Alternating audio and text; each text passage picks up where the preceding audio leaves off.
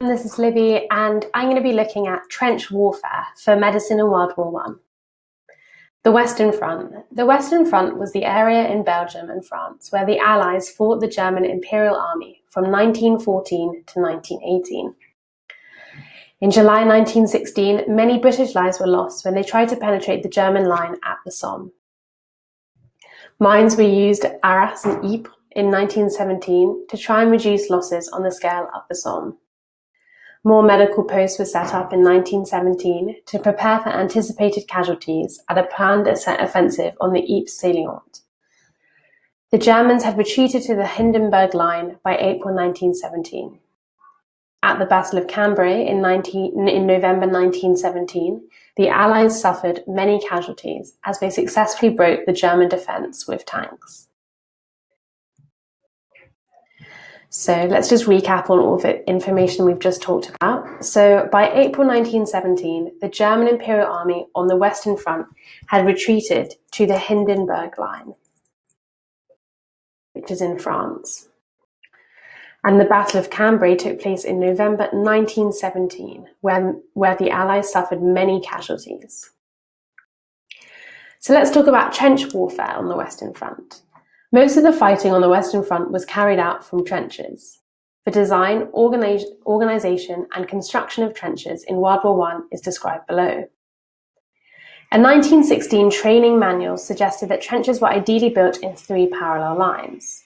The front line was made up of the fire trench, which faced the enemy, and the supervision trench, which was used to move along the front line. The support trench was 60 to 90 metres behind the front line and was protected from shell bombardment. And then the reserve trench was 350 to 550 metres behind the front line. This was where reinforcements waited. Underground warfare is when armies tunnel under no man's land to try and reach enemy trenches. This strategy was common on the Western Front because it was less costly than normal infantry attacks. There were 3 main ways to build trenches. First of all, entrenching, which involved many soldiers standing in a line and digging. Then sapping, which involved one man digging outwards from the end of the trench. Or tunnelling, which was similar to sapping, but a layer of earth was left along the top of the trench until it was completed. Usually trenches were dug down into the ground, with the upper level fortified using sandbags. But in wet areas, trenches were built upwards using breastworks, which were sandbags full of clay. The ideal trench depth was 6 to 7 feet, as this is higher than most people's height.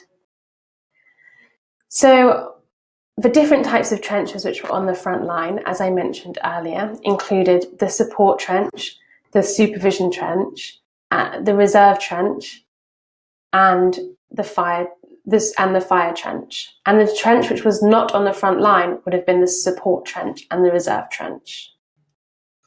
So just to recap on those types of trench again with what they are, you've got the supervision trench, which was on the front line and used to move along it. You've got the fire trench, which was also on the front line, where they faced the enemy and would shoot with the guns. You've got the support trench, which was 60 to 90 metres behind the front line and was protected from shell bombardment. And you've got the reserve trench, which was 350 to 550 metres behind the front line, where reinforcements waited to counter-attacks. The RAMC and the FANY. Trench warfare on the Western Front damaged terrain and disrupted transport networks, making it hard for supplies to reach the front line and the wounded to be evacuated. The Royal Army Medical Corps, or RAMC, and First Aid Nursing Yeomanry Corps, FANY, were important medical units for the Allied armies. So the RAMC field ambulances set up mobile medical stations. Stretcher bearers would transport the wounded through relay posts until they eventually reached either a medical post or a transport link. They also had a chain of evacuation system, which aimed to move casualties with the highest chance of surviving to medical areas as quickly as possible. First aid was given closely to the front line at regimental aid posts, or RAPs. Dressing stations collected men from the RAP. Casualty clearing stations collected seriously injured men from the dressing stations, and base hospitals were the final link in the chain. The women of the FANY provided transport services to the Allied armies. Their primary role was working as a field ambulance.